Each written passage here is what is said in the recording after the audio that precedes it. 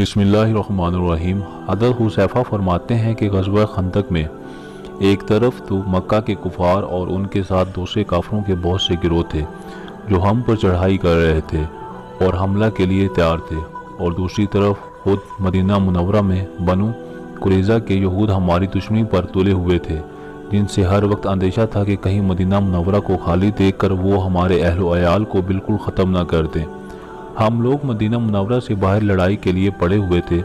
منافقوں کی جماعت گھر کے خالی اور تنہا ہونے کا بہانہ کر کے اجازت لے کر اپنے گھروں کو واپس جا رہی تھی، اور حضور اقدس صلی اللہ علیہ وسلم اجازت مانگنے والوں کو اجازت فرما رہے تھے۔ اسی دوران میں ایک رات آندھی اس قدر شدت سے آئی کہ نہ اس سے پہلے اتنی آئی اور نہ اس کے بعد۔ اندھیرا اس قدر زیادہ کہ آدمی کو پاس والا آدمی تو کیا اپنا ہاتھ بھی نظر نہیں آتا تھا، اور ہوا اتنی سخت کہ اس کا شور بجلی کی طرح گرج رہا تھا۔ منافقین اپنے گھروں کو لوٹ رہے تھے۔ ہم 300 کا مجمع اسی جگہ تھا۔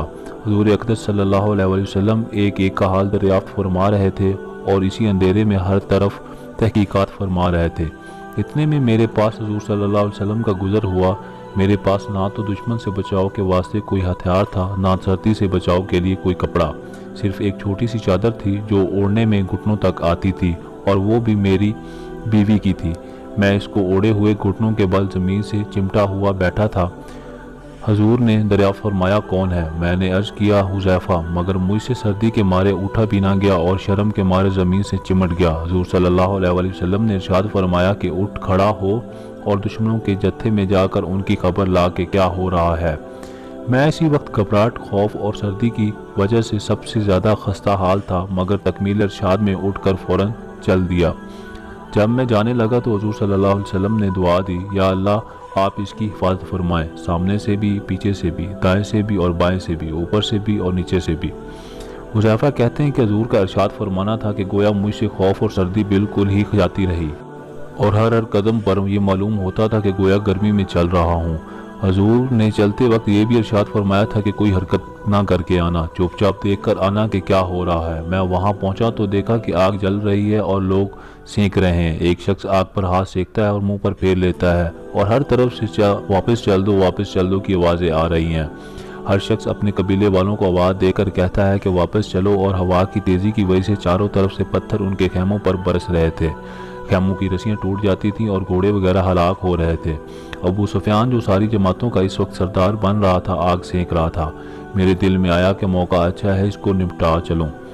ترکش میں سے تیر نکال کر کمان میں بھی رکھ لیا، مگر پھر حضور صلی اللہ علیہ وسلم کا ارشاد یاد آیا کہ کوئی حرکت نہ کرنا، دیکھ کر چلے آنا، اس لیے میں نے تیر ترکش میں رکھ دیا۔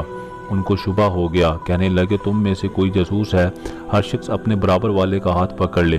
میں نے جلدی سے ایک آدمی کا ہاتھ پکڑ کر پوچھا تو کون؟ وہ کہنے لگا سبحان اللہ، تو مجھے نہیں پہچانتا، میں فلاں ہوں۔ میں وہاں سے واپس آیا۔ جب آدھے راستے پر تھا تو تقریباً 20 سوار امامہ باندھے ہوئے مجھے ملے۔ انہوں نے کہا اپنے آقا سے کہہ دینا کہ اللہ نے دشمنوں کا انتظام کر دیا ہے، بے فکر رہیں۔ میں واپس پہنچا تو حضور ایک چھوٹی سی چادر اوڑھے نماز پڑھ رہے تھے۔ یہ ہمیشہ کی عادت شریفہ تھی کہ جب کوئی گھبراہٹ کی بات پیش آتی تو حضور نماز کی طرف متوجہ ہو جایا کرتے تھے۔ نماز سے فراغت پر میں نے وہاں کا جو منظر دیکھا عرض کر دیا۔ جاسوسی کا قصہ سن کر دندان مبارک چمکنے لگے۔ حضور نے مجھے اپنے پاؤں مبارک کے قریب لٹا لیا اور اپنی چادر کا ذرا سا حصہ مجھ پر ڈال دیا۔ میں نے اپنے سینے کو حضور کے تلوؤں سے لپٹا لیا۔